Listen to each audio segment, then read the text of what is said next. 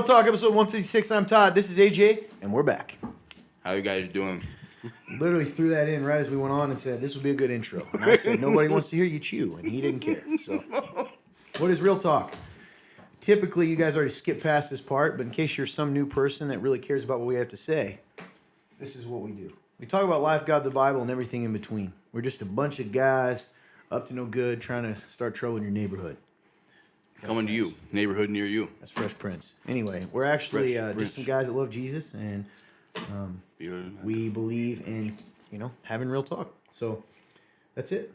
Somewhere in the description of this video and or podcast, you'll find a link, www.theremnant.life/real-talk. The real, and that is REAL. Click it. Go all the way down to submit a question. Hit that button. It's going to pull up a form fillable box, and then that's you typing your question, comment, concern, pasting your article. It goes into our database completely anonymously. Could not find you if we tried, because we have. I'm just kidding. And then we will answer those questions. So, Boom. Kind of a partnership between us and all of you beautiful people out there. That's right. So, still trying to get used to this mic. AJ and Clint brought up a good point. I'm OCD. And then AJ... I made a terrible mistake. Yeah, you moved it. You touched it. I did. So. I touched it. I moved it a little bit. Like, you know what? Maybe he'll like it a little, maybe over this way, Hey, it's okay. So that's it, man. That's the gist of it. Yes, sir. Typically, we talk about our lives a little bit. Mm-hmm. I think people get bored of that. We'll try it. Do you guys get bored of our lives? Yeah, they're not going to answer. You don't like to listen to our lives? I don't even like to listen to our lives. I'm just kidding. So, how's your life? Well, now I feel like I don't want to share anymore. No, man. I said hours. Let's see, man. I'm doing okay. I had a lot of I've been deeper in thought lately, and it's cool because you guys have challenged me for a long time in this, and I've kind of went in spurts, and I've had times where I'm doing good at it, and then I just kind of go off the deep end. But I've been on social media less. Like, I've been on my phone less overall, and it's helped me with conversations again. So I've been more in whatever it's called, involved.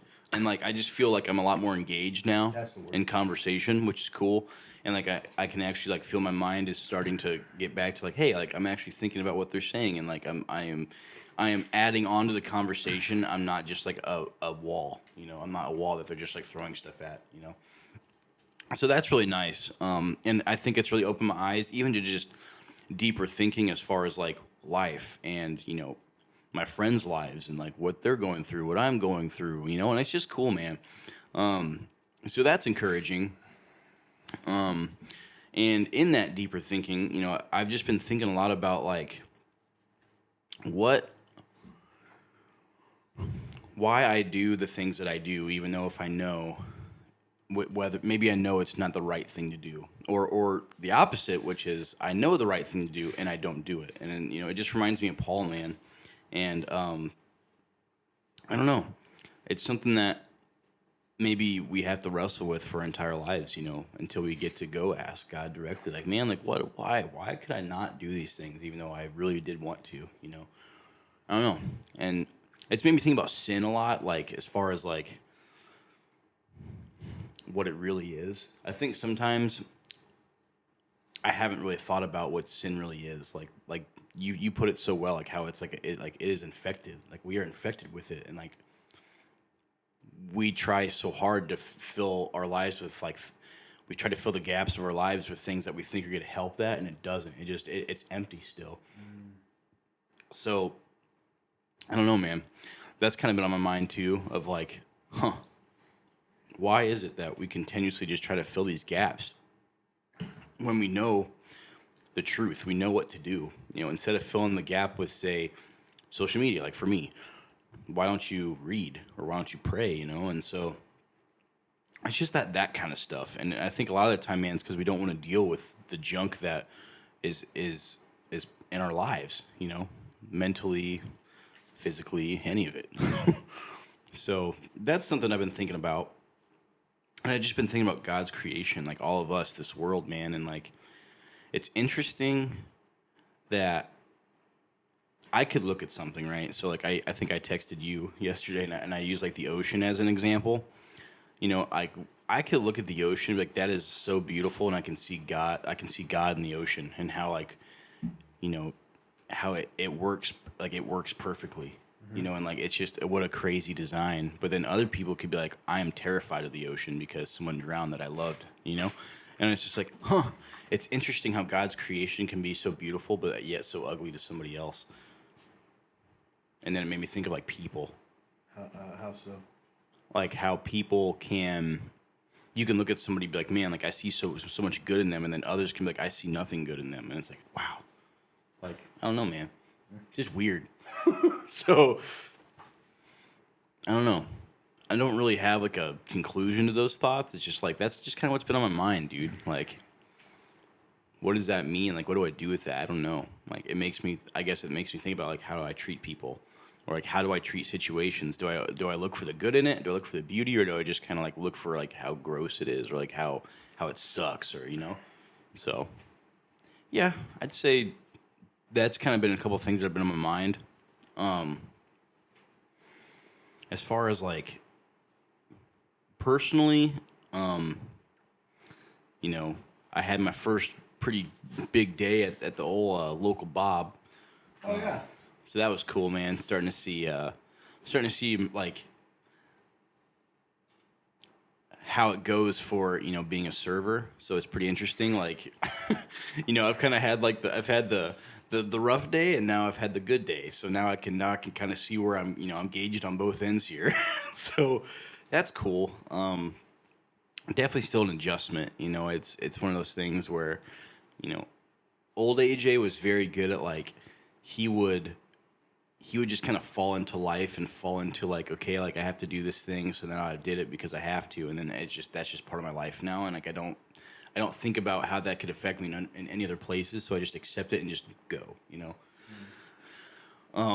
So like for example, being there and then trying to do stuff here still, like that is hard because if I'm living out of the old me, like I can tend to just be like, well, I go there, I come home, and that's it. But like that's not how life is anymore. But I can find myself like kind of naturally living out of that.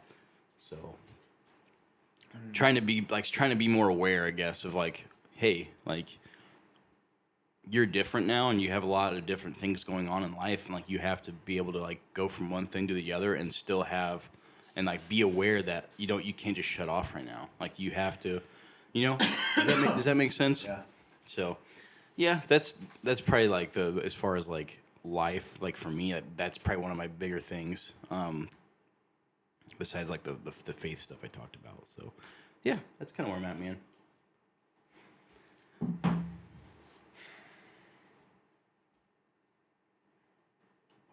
Yeah. I like the.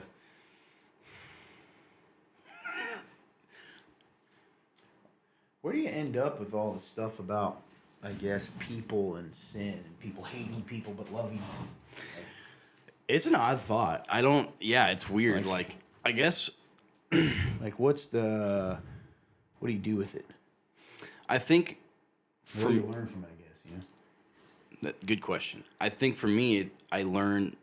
What I take away from it is like, look for the beauty in things instead of just getting caught up in like the ugly, because like everyone is in their own way, Oh yeah, absolutely. It goes both ways, right? Like everyone's like it's the cliche saying like, oh, there's beauty in everything, and like there's beauty in everybody, but there's truth in that. But there's also the other side. There is ugly in everybody, and that's sin, right? Like that makes me think of sin, and so it's like, dude, I think I go through times where I would focus on the ugly way more than the beauty. And so for me, it's like, what can I take from that? I guess I need to focus more on the beauty and how I can love people, And it's funny because if you're able to love people radically in the sense of like, hey, like I'm going to choose to view you by your beauty and not your ugly, I can help with the ugly. Because I can still see you, even if you're acting out of your ugly, Like I can still see your true value, even if you're not acting like it in that moment. Yeah, man, that's good. So I guess that's something I can, because I can tend to like, I can tend to look the other way and view them in the ugly instead of the beauty. The beauty will get lost in it because I'm just viewing them as they are in that moment, which isn't fair. So I think that's pretty common, probably most people. I know I do that at times for sure. Yep. People. So yeah, man, I think that's what I take away from that. But that's a great question, but I don't know. So it's funny because I think I'm discovering more and more that when I when I am off my phone and like I'm not just like being blinded by just infinite scrolling, like my mind is thinking of like Real things? yes, and so it's funny because I'm also feel like I have to get back into like a. It's almost like I'm almost trying to retrain myself of how to process that too, Yeah, the process, like having to actually deal with thoughts. Yes. Yeah. But Makes sense. How are you doing, man? How's the journey of life for you? I feel like a lot of times I just talk about the same thing because that's what I wrestle with. So it's like I hesitate. I don't really know, man. I think that one of the things I think probably that people that are watching the show that don't know us personally is I say it all the time, and I think it's one of those things that becomes just talk. But I'm really fascinated. I'm always thinking, am I living this out? Am I living this out like it's real in everything, And the idea of it sounds negative, but I'm just struck by like we are so strange as humans, particularly Christians. That's not true. Yeah, I guess it is. Like the idea that there are people out there that do church, do Christianity, and it's just a weird social club. And like they don't.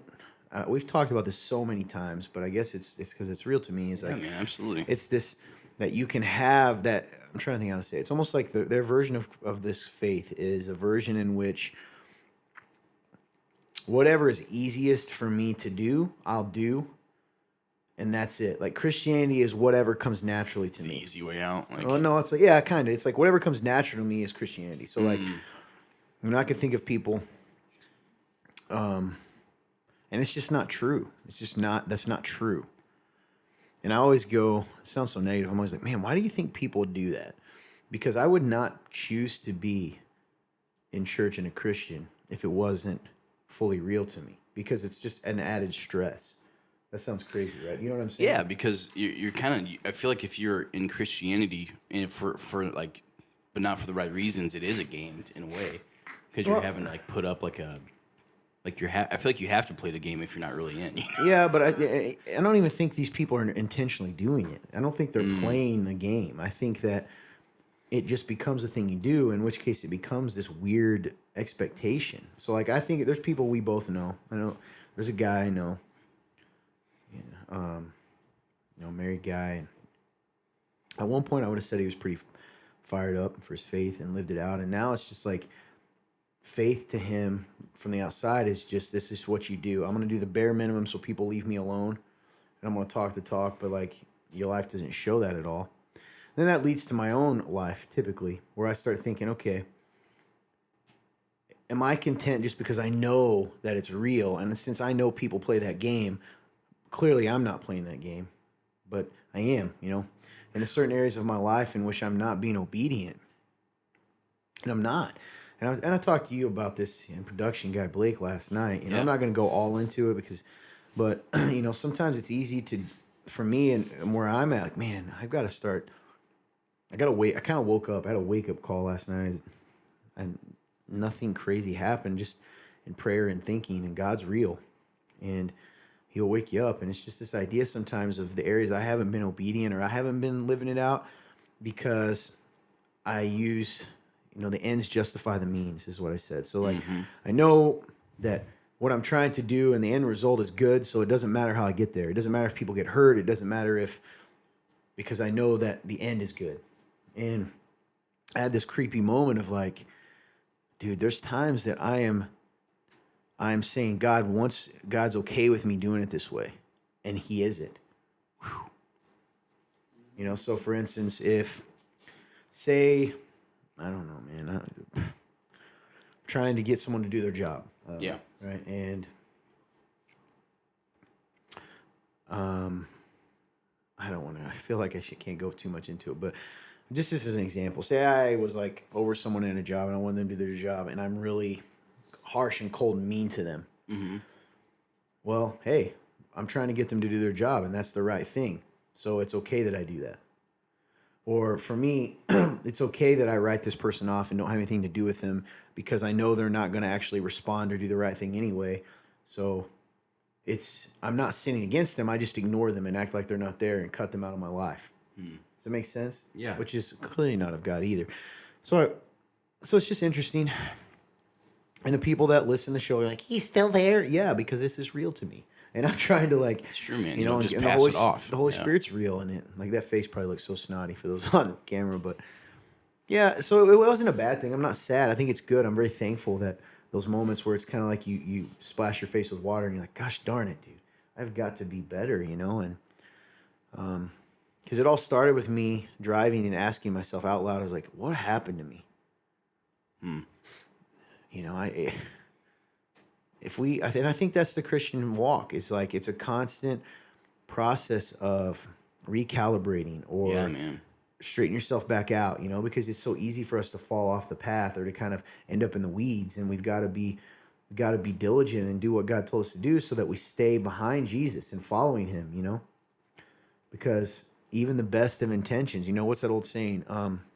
The path to hell is paved with good intentions. Whew.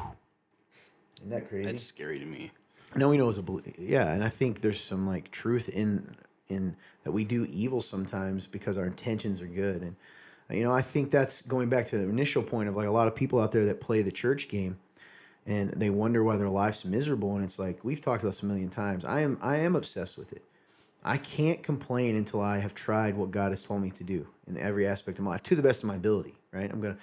Because I think clearly he is merciful and good, and he knows that. So like we've talked about this, if a baby's learning to walk, he's not like, you only walk 2 steps, you're terrible, you garbage. You know, he's going to be celebrating those steps. But sometimes we just sit on the ground and we're like, why isn't he celebrating?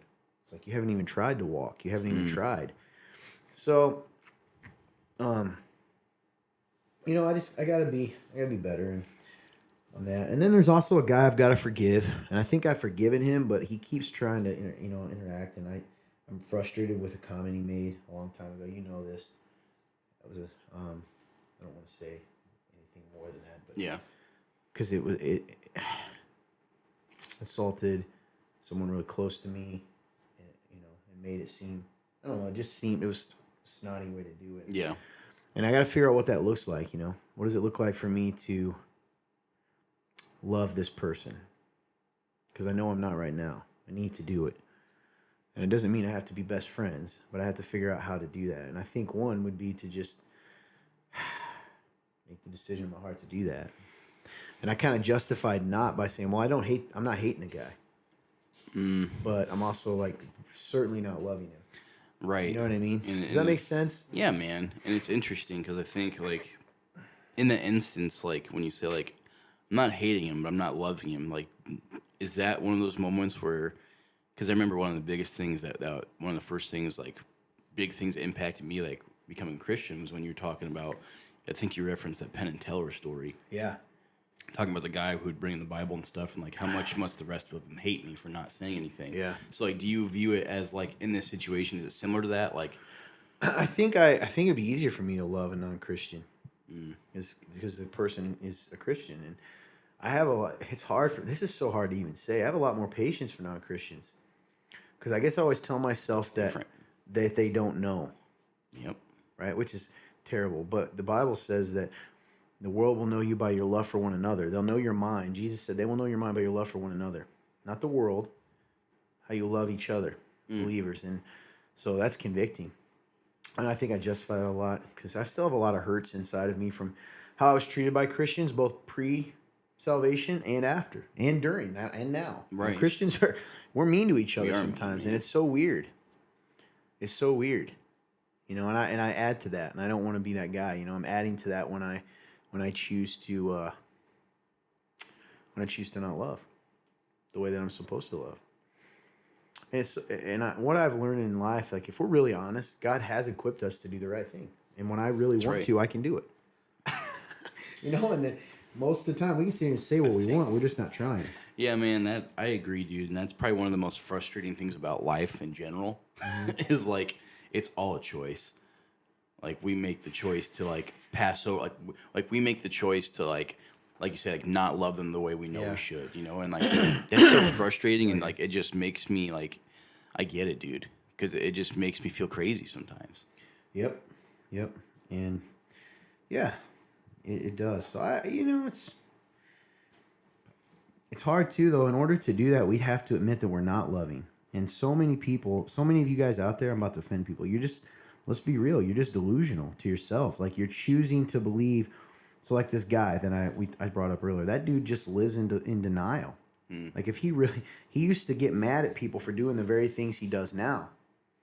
Before he was, married and all those kinds of things, it's like, man, and you're miserable and things aren't going well for you, and it's like, well, dude, you're playing a game and you're not following God. Really, you're not.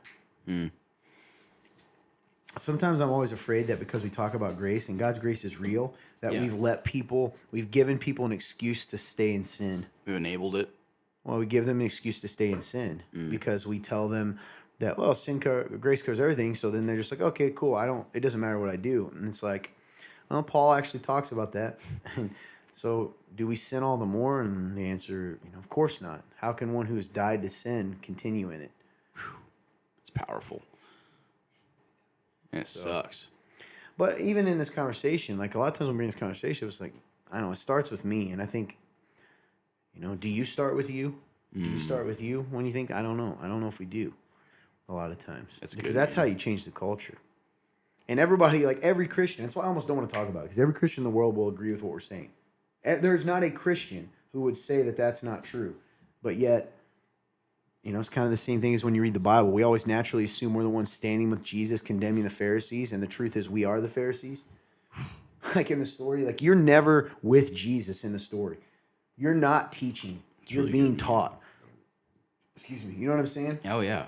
And like... we are the sinners. We are not... yes. Like, hey, man, yeah, those stinking sinners. It's like, no, man, like, he's talking to you. He's talking to Todd. Mm-hmm. And I think that, I don't know, man. So... but you know what? Beauty of it is that God does continue to teach us that, and God teaches me and doesn't leave me there. I'm so thankful for the moments that He gently is like, "Hey, man, you gotta wake up right now. You gotta like see some reality." So really I don't know. That's probably bored a lot of people. No, man. I don't flesh, think so. like real, just live. Yeah, that is real, but just live stuff. I'm tired all the time. I gotta start sleeping. I really do. I know. I really do. Because I've recognized that, like, even though I can function, I'm not functioning well. And I'm just sort of treading water, and a lot of changes in my life in the last year. You know this, you guys. And I it's so flippin' humbling and angering that I have not been able to do the normal Todd thing where I just put my head down and I just get on that treadmill until I die, right? Like, and I'm realizing that I just cannot outrun. I can't just force my way through this. Yeah, you're on your knees running right now. Yeah, that's actually happened before. I gotta actually do some. I gotta sleep, man. I gotta figure out life. I gotta rest. I gotta like take, update on the weight loss thing. So that's going well. Lost. This is a quick change subject, but I brought it up a few weeks ago. That's 7 pounds. Thought I lost 10. Put a couple more on. So, still walking every single day. It's awesome, dude. 500 calories on top of my workout. So you're a monster, dude. It is and isn't, man. Because you when you work that hard, sometimes you're like, I've worked this hard, I've only lost 7 pounds. You know what I mean? You're like, yeah. Dude, you're a warrior, man. That is one thing that I can say. Like, dude, you are a different breed of warrior, man. That's the problem, though. I try to apply that to other areas of life and think, I can just go forever. And say, no, man, you can't. You can't do it. At least not do it and be loving to people. You know what I mean? Because when I'm on a treadmill just running down, I don't give a crap. Horse, right? Yeah. War horse. Yeah. Anyway, that's it. Yeah, man. Well, I think it's really cool that. I appreciate you sharing. Like, I don't care if you think people are tuning out, man. I always love listening to you speak because I don't care if it's on the same things, man. You're right. It's because life and the things that happen to us and like the things that we think about and process through, like it isn't just a one and done thing, man. Like if you think that's how life is, you're wrong. Like and you're like it's like you said, you're living in a delusion. Like so I appreciate you speaking into that, dude. And like I don't care if I've listened to it once or 300 times, dude. It's good. I love it. Well, I mean, it's just where I'm really at. Yeah. Like you want me to be real, that's where I'm at. Exactly. You know? And like I appreciate you doing it, man. So thank you. And it makes me think too. Real or you always not. get me thinking when you speak, dude. So appreciate that. A lot of stuff, man. A lot of other stuff I could talk about, but I'm gonna try. Because if I started talking about church, you know, where we're our church, such a weird thing, man. You know, so many people, so easy to get jaded because there's so many people that are hurting that if they would just do what they're supposed to do, or just talk even like there's just some I guess I'll say we all crazy, man. There's just some crazy folks out there. We're all crazy. Yeah. In our own little way. Definitely loony. 100%. All right. Well, moving on. Questions. Number 1. It's so funny that you chose to answer this question. I did not think you would choose this. Does God love Satan? So, yeah, that is weird. Usually I would give these to you. Hey, I like it, man. Weird. Lobbed it up for you. I'm going to try to dunk it. All right, Here we go. So, does God love Satan? I believe God does love Satan. You know, he was God made Satan, so I would imagine that he does love him. I would say he is severely. It's kind of like the idea of like how like don't hate the person, hate the sin sort of thing. That's kind of what I think about, but it's a different scale though. I just can't think of how to put it. But you know, angels are not made in God's image. Oof, that is true. And when God says to love your enemy, he's talking about interpersonal relationships with us as his creation. I would say my thoughts are, I get the heart behind it. Great question. I do not think God loves Satan. And here's the thing, from a human perspective. Well, I don't understand. You got to understand, God, the enemy's rejection of God was so blatant and so, like, he is the antithesis. The end is already done. He would not repent if he could. He is literally the embodiment of hate and pride and evil. He is trying to destroy God's creation, his sons and daughters. God does not love Satan. And for us to love Satan is to love the opposite of God, is to hate God. Because think of it this way, if God can't be in relationship with sin, okay, how could he do that with Satan? Because he's the embodiment of that. You know what I'm saying? Yeah. So you gotta, you know, you're viewing Satan. We tend to like view the enemy like as a person. He is not a person. He is a created being, but he's not made in God's image. Nowhere are we commanded to love angels. That doesn't mean, you know. So it's like, from a human perspective, is it worse for a child? You know, a child may walk away from, like a baby may like hit your nose when they're a baby, or hit you, or cry, right? And you're patient because they don't know and they're learning. But when you're adult, like you punch me in the face and you know, which is worse, if a baby does it or you do it? Me. The enemy was floating above the throne of God, reflecting his light, the highest of all angels, and chose to try to overthrow him. He knew the truth and fully rejected it. And then decided, instead of ever even, there's no desire to come back. There is, I'm going to wage war against, he can't beat the creator, so I'm going to try to destroy his creation. He even says that in Revelation. Right? The beast, the dragon, that knows he can't get Jesus, so I'm going to go down here and try to destroy his people. So I don't think God loves Satan. He can't. How can he love sin? We know that God hates sin. Right, because that's really good, man. Because I didn't even think about it in the idea of like, because for us, Jesus bridged that gap and restored relationships. So why, like, that makes sense to me now. Thank you. And who tempted his creation? So yeah, that's really that's my good, thoughts on it. Huh. And yeah, because you're right. I think initially I was viewing it from like he's a person. Which is not true at all. And not made in the image of God. That one's kind of one that I remember when I realized it kind of blew my mind. Like, angels that were created, but they're not created in the image of God. We don't see that anymore. Right. They're not. Yeah. Anyway. Yeah, that was awesome, man. Because that's my thoughts. I think that's great. Because it makes me think of like, That's one of those classic things where it's like, yeah, man, like that's a possibility, and it's like, hey, would God forgive we the devil? I've heard someone say that if he repented, it's like he's never going to. We already know the end of the story. He would never do that. Remember, God sees everything. He the beginning, the middle, the end. Man, you know, he has opposed him. He tried to overthrow him. And then he's the antithesis, the opposite of God, not in power, but in desire. Man, you know. That's really good. Because I'm gonna tell you this right now. You guys got to get out of your head that this dualistic idea that I hate that picture of God and of Jesus and the devil arm wrestling. This is not an equal battlefield. That's not where we're at right now. So just something for you guys to keep in mind when you think that, or because that's not true. That's good. All right. So moving on, I think you have a question. Yes. And the question, I believe here, we're not going to do the one article, so you're going to do the second one. And then that is, I'm a male working in a predominantly female world. I will say I'm pretty good friends with all three of you. Who are you? Now, my question, is it sinful for me to feel uncomfortable to have a female leader in my life and my job? Oftentimes, when there is a strong female personality who is the leader, she and I butt heads and the relationship does not last long. I don't disobey, but I'm uncomfortable with having a female boss. Is that sinful? it's not sinful to be uncomfortable with something. I think it's if you're disrespecting them because of they're a woman and not your boss, then that would be sinful. Like, that makes sense. Meaning being rude or you can't necessarily you can't control how you feel. So being uncomfortable with having a female boss is not a sin in of itself. You gotta ask yourself why it's so uncomfortable. I mean, to a degree, I get it in culture. I understand.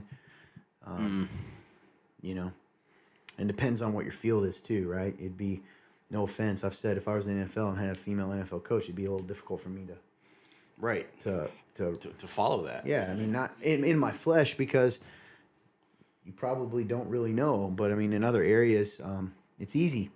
They're your boss, and one thing I've always said is, like, if someone's your boss, great, it makes your life easier. They're the ones that have to deal with the weight and all that. I would say that if it's because they disrespect you and stuff, it makes sense. Different story, right? But regardless, we're to love people and, respect those in authority over you to some degree, assuming they're not sinning. So it's not a sin to be uncomfortable. It could be a sin on how you act out of that. And I don't know. You didn't really say that. And maybe they are threatened by you just being a strong male. That can happen too sometimes in our culture. So I would have to know more. But in and of itself, being uncomfortable with it, no, that's not a sin. You should explore maybe why you feel uncomfortable with it. That's good. I like that. Anyway, that's my thoughts. Yeah. I agree, man. I think that you gotta, go deeper into the discomfort. There you go. Great question, though. And I empathize to a degree. I mean, you can feel uncomfortable. It could be there's women uncomfortable with men for maybe something that happened in their past, but it's not a sin to feel that way. Nope. I would just, my question is more of a comment here from an old traitorous friend. Quote, I would just like to clear the air on something. While yes, I may be a monster, would a true monster really help decorate for Valentine's Day and single-handedly decorate for the 150th episode? This emoji, where the hands up, shrug. I think not. Love you, fellas. Signed, PGB, which is Production Guy Blake. First of all, you did not single-handedly decorate for 150. You did have a large part in it, but it wasn't just you. Oh, so, boy. He seemed very confident it was only him. We get a truth test on this. You want to text Production Guy Blake? I got you. Say, Fun Turn says you did not do it alone. Who is telling the truth? He did not. I supplied the hot sauce. I set up the table, the chicken. Granted, the chicken and the candles was not always the greatest idea, but That's it hilarious. still looked cool. Okay, so I think I already found our hole here. He is saying he decorated. Clint is saying I helped set the show up. Either Exactly. way. Production Guy, we love you too, man. We appreciate you. You're not a monster. You're just a traitor. I'm just kidding. I love you, man. We do miss that guy. Someday, if we ever go live again, maybe he'll come back. He's the man behind the camera on the lives. By the way, guys, I'm sorry if my volume is back and forth, up and down loud. I'm trying to still figure out with this new setup where the line is of how far back I can sit and this will be comfortable. So I'm going to just sit here the rest of the time. If it's quiet, at least I'll know. But I have it angled at my mouth, and I was told that if it's aimed at my mouth, it should pick it up. Yeah, it should be. So there we go. I don't need to do this, even though I want to. I should just be. I right get here. it. I'm the same way. I find myself like really like wanting to eat the mic. All right, question has been sent. All right. I think moving forward, we have real news, real views. Real news, real views for you. Here's some news before we get on to it. A lot of people aren't aware of this, of how close we are to a very serious, without being dramatic, World War III here. And that's a real thing. Yeah, man. If you guys haven't heard, it's all behind us. There's some strong words being said and saber rattling between the U.S. and Russia over Ukraine. It's funny that we're like this connected world, but a lot of people don't know what's going on. And I just saw today actually, that the U.S. is saying that our government is saying that we are taking Russia's latest actions as an invasion of Ukraine. And so we've imposed strong sanctions on them. Typically, sanctions are economic sanctions, like trade stuff. But it's still a serious step. Yeah, so, man. I mean, we're right on the cusp. doorstep. And I'm telling you, we definitely pray for that. Pray for peace, because we certainly don't want that. Oh, man. You know what's so crazy to me? When we talk about this, and it's actually in like a legitimate, real sense, is I remember growing up, every once in a while, people bringing up the idea of like a World War III, and how some people are like, yeah, man, it'll never happen, and some people are like, oh, we'll see. I don't know what the people that say it would never happen. I don't understand why they would think that. Yeah, entirely feasible. We're dealing with humans. And like, I just remember how significant World War III was to anybody you talk to. Like, they're like, World War III is gonna be like crazy if and when it happens. What they say is they're like. And now it feels like it's here and it's terrifying. The saying is I don't know what will happen in World War III, but I know World War IV will be fought with sticks and stones. Mm-hmm. So. Yeah, strange times. Just figured that let you guys know in case you didn't know. Some people probably got really anxious all of a sudden, but it's still good to know. God's in control. Clean to that. Amen, dude. All right, man. What do you want to talk about here?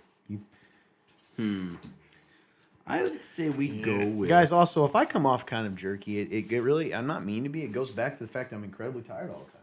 I'm telling you, that's what I mean by I've got to start sleeping, because it's affecting my ability to be myself. So, love all of you. We could go into this one because we were kind of talking. It's kind of similar. Yeah, I mean, you know what's going to happen. I know. We definitely are going to be either banned or no one's going to see this. But I mean, I'm down to do it. It is actual real news. Right. So that was my thought. Lead on, player. All right, man. This is from ChristianPost.com. The headline here is, and this is a quote: "Bigger crime than Watergate. Trump issues statement on Durham report on Clinton campaign spying." If you don't know who Durham is, Durham is a special investigator that was actually set up before by President Trump to investigate the whole Russiagate scandal before everything went down. And because it's a long, crazy story, he's kind of outside. He has authority outside of there's not a lot people can do right now to stop him from finishing his investigation. Shadow assassin. So that's just setting up who John Durham is. He is a special counsel who's investigating, and some stuff came out and then we'll let AJ kind of take it from here. Yeah, man. So he has, I guess I'll say this much and set you up. So he had a court filing last week, actually, where he provides, quote, from the court, indisputable evidence, end quote, that Hillary Clinton's 2016 presidential campaign spied on his campaign and presidency to, quote, develop a completely fabricated connection to Russia, end quote, which is, quote, bigger scandal than Watergate. The statement comes after Durham's team alleged that a Democrat-aligned tech executive was paid to spy on Trump's residences and the White House after he became president. Which is unbelievable. I mean, that's just... Think about what he just said. It's treason. If it had, it would have been... This is unprecedented. A sitting president was spied upon. By his is own what people. Durham is saying. By his own people. Well, by Americans. Yeah. Exactly. It's terrifying. Pretty crazy. And that's actually what they end up saying. even in the next little line here is in a stronger period of time in our country, this crime would have been punishable by death. That's high treason. So according to the filing lawyers for the Clinton campaign, and this is Durham. I mean, this was filed in court. So this is like he has evidence. According to the filing lawyers for the Clinton campaign, allegedly paid the tech executive to infiltrate servers that belong to the Trump Tower and the White House to establish, quote, an inference, meaning to essentially imply and create a narrative to tie Trump with the Russian government. Sussman, quote, assembled and conveyed the allegations to the FBI on behalf of at least 2 specific clients, including 1, a tech executive once at a U.S.-based internet company, and 2, the Clinton campaign, the following reads. Sussman, who was the lawyer for one of the lawyers for the Clinton campaign, his billing records reflect that he repeatedly billed the Clinton campaign for his work on the Russian Bank 1 allegations, and that the technology executive met and communicated with Mark Elias, the lawyer and operative who has filed numerous election-related lawsuits on behalf of the Democrats, said at the Times. So this all comes with, you all remember when the allegations against Trump, which was made up? I mean, that's a fact. It was made up. Mm-hmm. And dude, I think what's crazy... It is wild, man. Oh, yeah. And like, to me, what blows my mind here is that... It's interesting, real quick, to go with this, that Durham also said, to finish this, that, quote, there are no support for the allegations that Trump ever worked with that's not true. So on top of that not being true, now he has found evidence, he says, that directly ties the Clinton campaign with spying on another candidate and then the sitting president of the United States. Yep. So anyway, go ahead. To me, oh, it's okay. To me, dude, it's just crazy that when you're doing these kind of things, isn't it funny how one of the key components to these is there's always a guy like, oh, yep, there was bank statements. We paid these people to do this stuff. Like, how do you like?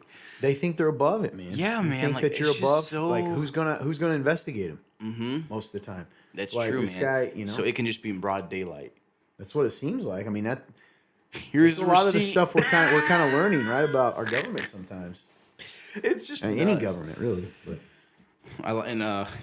this is as far as the article goes, but it talks about another way they put this was that there's definitive evidence that the Clinton campaign put together a criminal enterprise to fabricate a connection between President Trump and Russia.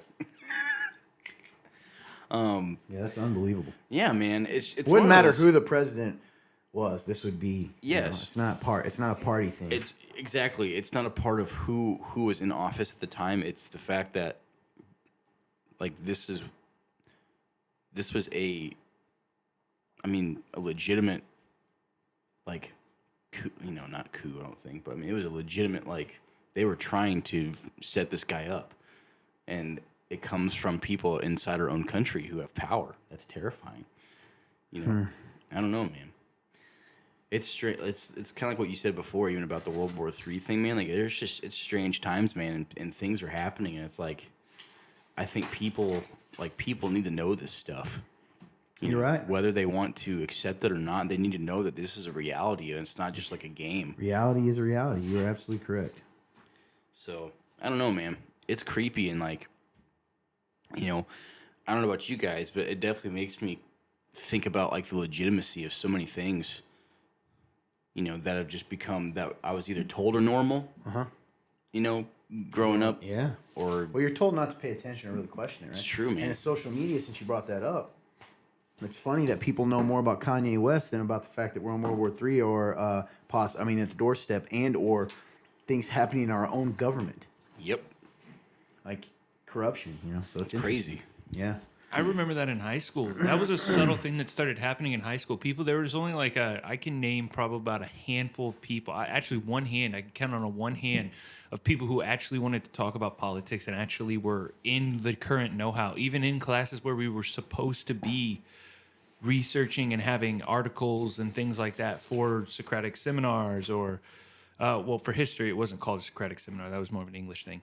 But for history, like we would have discussions or mock congresses or things like that. We were supposed to be up on current events. And there was maybe in my government class, maybe 2 people my senior year.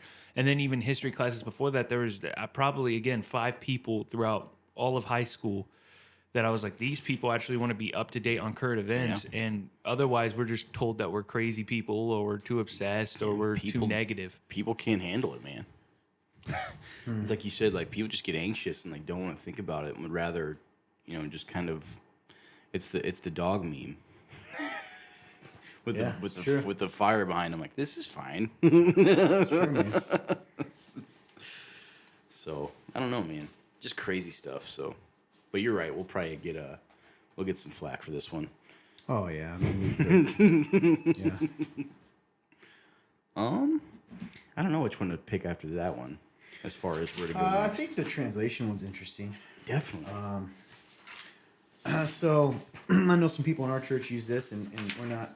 Just think it's interesting. So Bible Gateway, which is a website that a lot of believers use. It has all the versions of a lot of versions of the Bible on it, and that you can use it to look up online. And I think Pretty they cool. They have an app. I think Do you so. use the app? A lot of people do. I got the U version. So Bible Gateway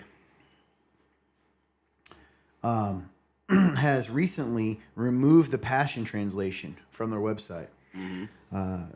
The Passion Translation, also known as the TPT, was, quote, designed by its translators to, quote, recapture the emotion of God's word, end quote. And it was removed.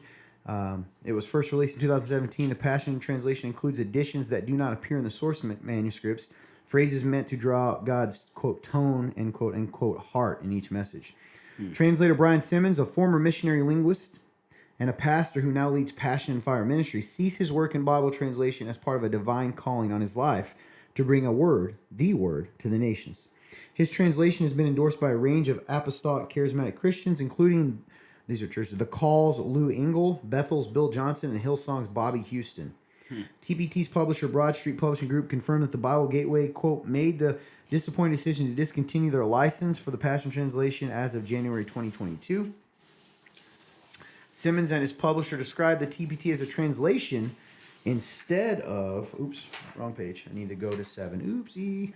I jumped. It sounded like it fit right there. Anyway, It did, actually. That sounded so as smooth. of January 2022, while no explanation was given, this is their quote, Broad Street Publishing accepts that Bible Gateway has the right to make decisions as they see fit with the platforms they manage. And Bible Gateway's parent company, HarperCollins Christian Publishing, told Christian Times, we periodically review our content, making changes as necessary to align with our business goals. They declined to further comment details about the reason for the decision. TPT remains available on YouVersion and Logos Bible software. Those are all, I knew those were owned by the same company. Screenshots from Simmons' social media showed he initially responded to the Passion Translation's removal from Bible Gateway by saying, quote, cancel culture is alive in the church world, end quote, and asking followers to request the site restore the version. That February 2nd post no longer appears on his Facebook page. Interesting, right? Simmons, the translator, argues that TPT's additions and context, quote, expand the essential meaning of the original language by highlighting the essence of God's original message. With the Passion Translation, this is his quote, we have a high goal to being accurate to the text, but accuracy involves the heart behind it, Simmons said in an interview last month. We're trying to discover, communicate, and release God's heart through the words we choose.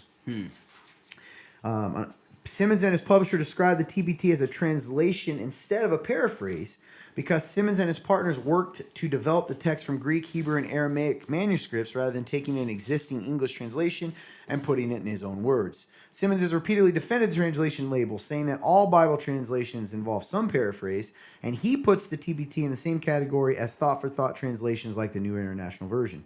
But the other side of it, Bible scholars, including those who translated the NIV, use a more rigorous standard. A new version must adhere to the wording, syntax, and structure of its source. And critics of the Passion Translation say it doesn't meet those standards and functions as a paraphrase while presenting itself as a translation. Excuse me. Andrew Wilson, who is a Reformed charismatic, who pastors at King's Church London and is a columnist for Christian Times or whatever, says, quote, I think that's a good thing. There are just too many additions to the text that have no basis in the original, which is fine, sort of, if it's self-consciously a paraphrase, but not if people think it's a translation. He first raised his concerns in a 2016 blog post about the Passion Translation and continues to get asked about the version from fellow charismatics. He wrote that he doesn't recommend it, objects to the publisher's advice to use it from the pulpit, and urges leaders to clarify that it's not a translation.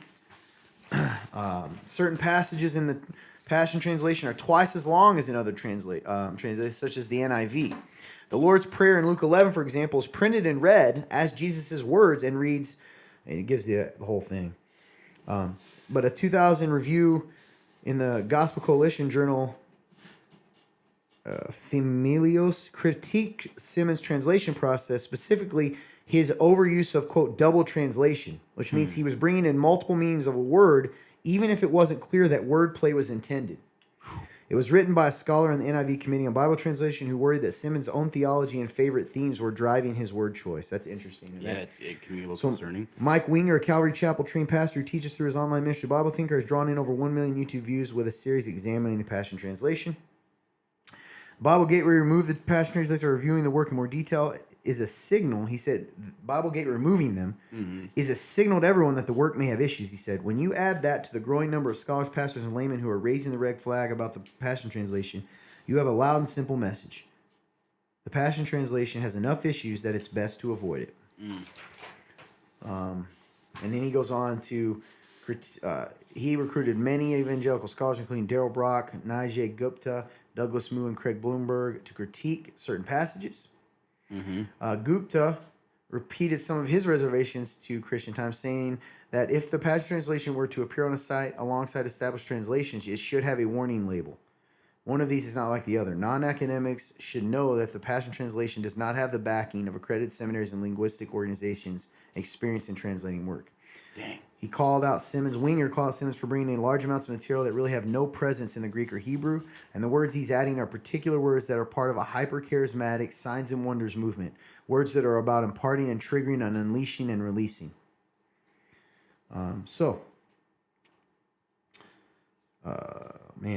Mark Ward, editor of Bible Study Magazine, fears a trend of subsets of the church creating Bible translations of and for their own. That isn't creepy. In his book, Authorized, The Use and Misuse of the King James Bible, he urges against letting translations becoming tribal boundary markers. That's very interesting. As Paul said of himself and Peter and Apollos, all are yours. I hate seeing the Bible caught in Christian tugs of war, he told Christian Times.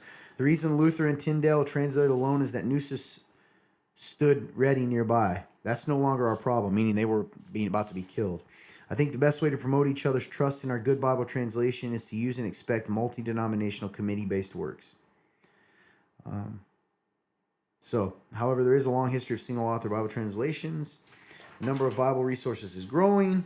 You have digital platforms like Bible Gateway, YouVersion, and Logos.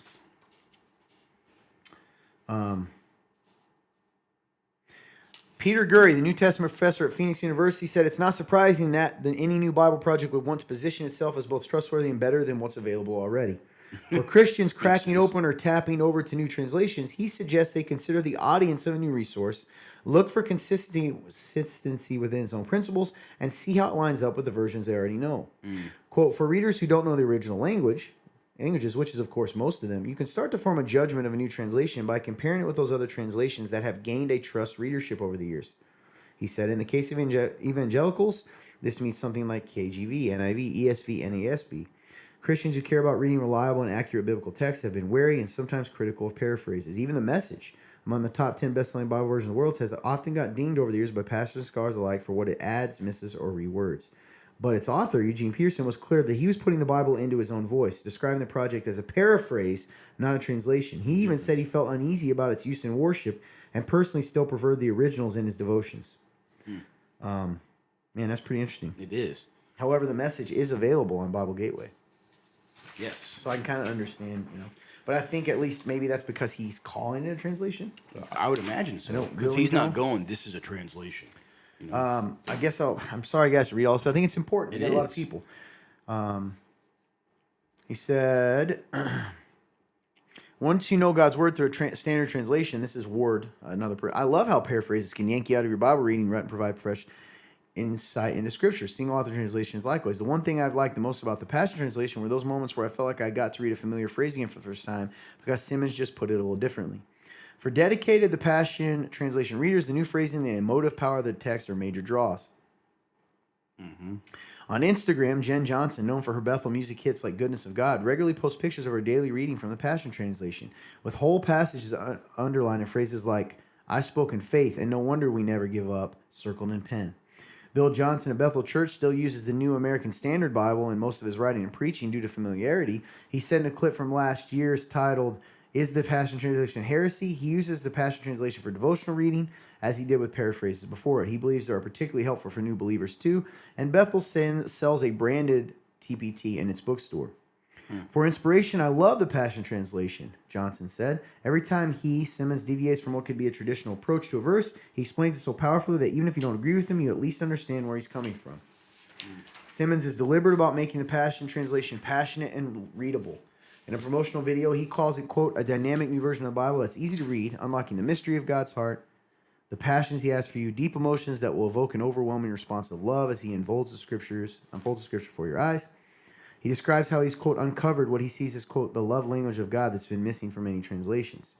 God's love language is not hidden or missing, Wilson wrote as part of a critique. It's in plain sight in the many excellent translations we have available. So, goes on to talk about Simmons' past as missionary and how he planted a church and Bible teaching.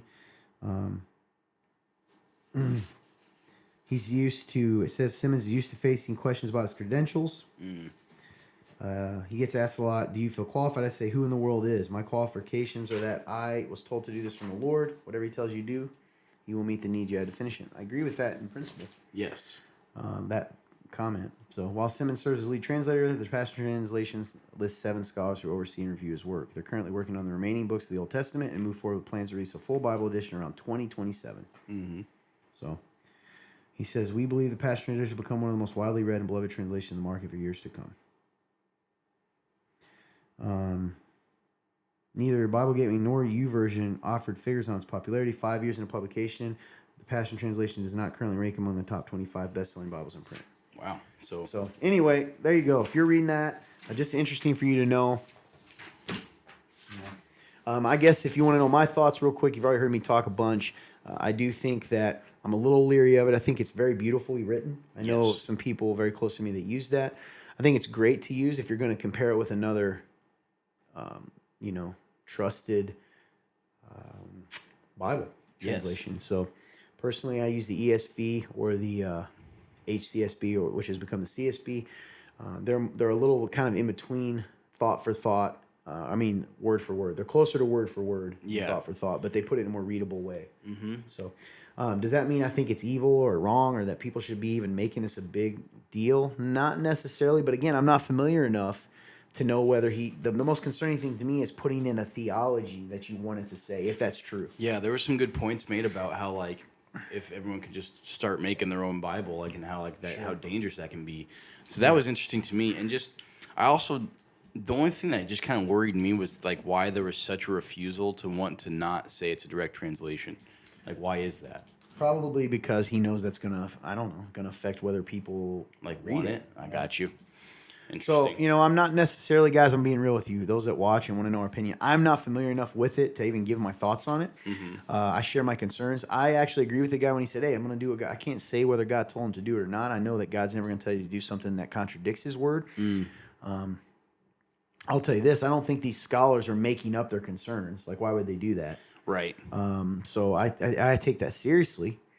But again, if it's part of your devotion and you have another version to look at, right? Absolutely go for that. Yeah, man. It's no different than the message. But I've always been a fan of and a believer in, if you're going to use like a more loose translation, that you should also study and compare it with a more word for word. Right. I guess it intrigues me that like the Message, for example, like they say, like that's a top 10 selling Bible. Wow. Yeah. So like it makes me wonder, like, if he's worried, like you mentioned, like selling it, right? Yeah. Like, so I don't know how that works. Right. So I go, I wonder if that's why it makes me wonder if there is like why there is cause of leeriness, because like, well, you got the guy who did the Message, and he said, well, yeah, it is definitely not in translation. This is like a thought, like this. Yeah, he said that. That is true. Good point that he actually said. He did. He said that, and yeah, it's a top 10 selling Bible. Kind of respect that he was willing to say that. Right, and he even said, I would not use this for worship. But now let's be arguing for Simmons here. I guess the difference is he calls it that, but it is interesting that Bible Gateway kept the Message on there. Mm-hmm.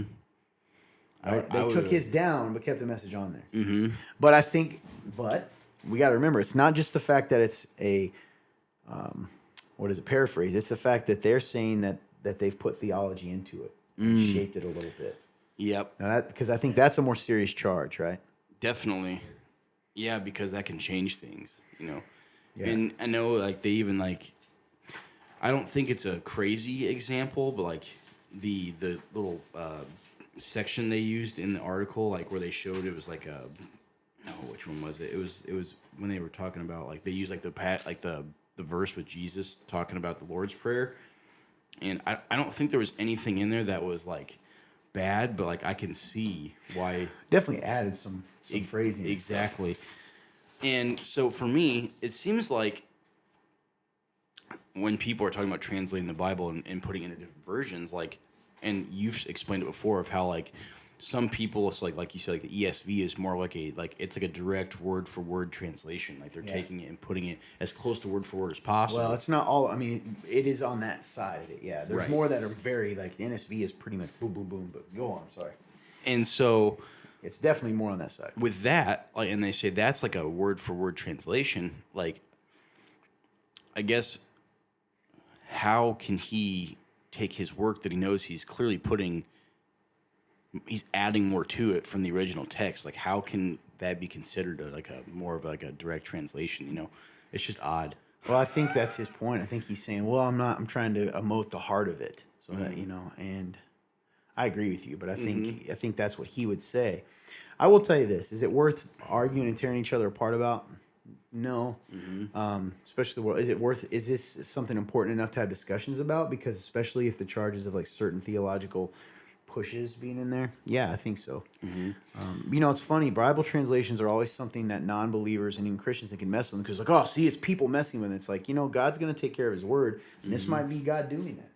Saying, I'm going to make sure my word is, you know. So don't get too caught up in that. There is no ancient book that more closely matches, the ancient manuscripts match what we have today than the Bible. That's a fact. 99 point something percent the same as the earliest version. It didn't change over time is the point. So it's pretty crazy. The next closest is like 12 or something nuts like that. It's not even close. So God's real.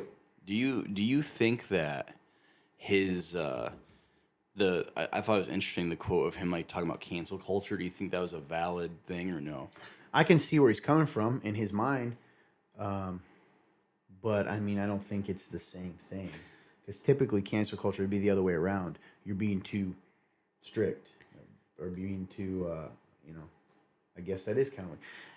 So I think he deleted it. Why did he delete it? That's the thing. Right. That's the thing. So yeah, I thought that was interesting. I actually felt kind of bad reading that because sometimes I'm like, man, if someone deletes it, should we still be reading it? Like, why do we do that? You know, they try to take it back and we like throw it in their face. Makes you paranoid to ever write anything. So that's how a lot of people have been gotten by the cancel culture over the years. They'll delete something because they're like, that was not my smartest. That was a little bit stupid, but somebody has somebody saved or taken a picture of it. Next thing you know, it's over for them at least. Yeah, man. Anyway, interesting stuff. So let us know. What are your thoughts? Those of you that use the Passion Translation, tell us what you love about it. Tell us what you like about it. Tell us how you heard about it. I'm really curious how some of you heard about it because I had never heard about it until some of my close friends were using it. Yep. Like I hadn't seen an ad or anything. So would love to know how you guys have heard about it in the past. Those of you that have been using it for a while, you know who you are. I know who you are. So let us know. Because I will say this, I've read a few of it's beautifully written. Yeah. Like as far as you know, wordplay and it's almost poetic. Passionate. Yeah. Passionate. Well played. All right, so that's it. I don't have anything else today, do you? I don't think so, man. Awesome. That was really it. We love you guys. Great show today. Good job today, man. You too, man. Had a fun Good job, time. fun turn. A little more silent today, but that's because me didn't give you a chance. So I'm sorry. What do you got? Anything to say, my friend? Yes. Thank you guys so much for watching. Just gonna kind of go through my business side here. If you are watching from Facebook, please like, share, and comment on this thing, and we'll see how well it goes. If you're watching from YouTube, please like the video, share the video from there. Share the YouTube link. Why not? And if you haven't already, hit the subscribe button on our channel and click the notification bell so you can get notified when we post, and you can be some of the first people to watch it. Bam. We are available on Rumble. You can watch us via Rumble. Go ahead and give us a Rumble if you are. We're probably gonna be on the new social media platform too that just came out. Yeah, yesterday. man. True Social, did that just drop? Just yesterday. Oh. Maybe the day before it went live, but yeah, it's on right now. Dang, dude, I gotta So we check it gotta hop out. on that. That's right, man. So hey, coming there. soon to a platform near you, True Social. Wonder if that'll get us banned. That would be the one thing. It Right. wasn't anything else. It was just that one thing. But yeah, love you guys. Thank you so much for listening. Awesome. Fun turn anything? All right. You know the spiel. Is that you? You're right up here. We're going to just talk about sharing. And then go ahead and share the podcast. If you listen on that, go ahead and share that everywhere. Let people see what you're watching, and then they'll come over and then they'll see it too. But if you're on something that allows you to do a review, drop a review. Give us a 5-star review. You don't have to, and leave us something written down there. You don't have to write anything crazy. Like, I mean, you can if you want. If you want to tell us how we've touched our hearts, we greatly appreciate it. We see them. They warm our hearts. They make us very, very happy. But if you want to write about your favorite college football team, or your favorite type of sandwich, or your favorite TV dinner, or your favorite football gear that you had when you were in middle school, I don't know. What you want to write about, you could just drop that down there as well. And if you didn't like the show, we ask you to just move on down the line. And we were happy to have you while you were here, but we ask you not to leave a review because that doesn't help us out on the business end side. And we were happy to see you here. If you want to have a discussion, drop your questions down in our link. That will be in the description. And we will be more than happy to have a discussion. If you're just going to fight to not have a conversation at all, we ask you to have a great day and hope you have an amazing life, and see you later. But yeah, that's all I got. Hey, I got nothing to add to that. Thank you guys so much. If you want to partner with us financially, it's a tax deductible, completely tax deductible.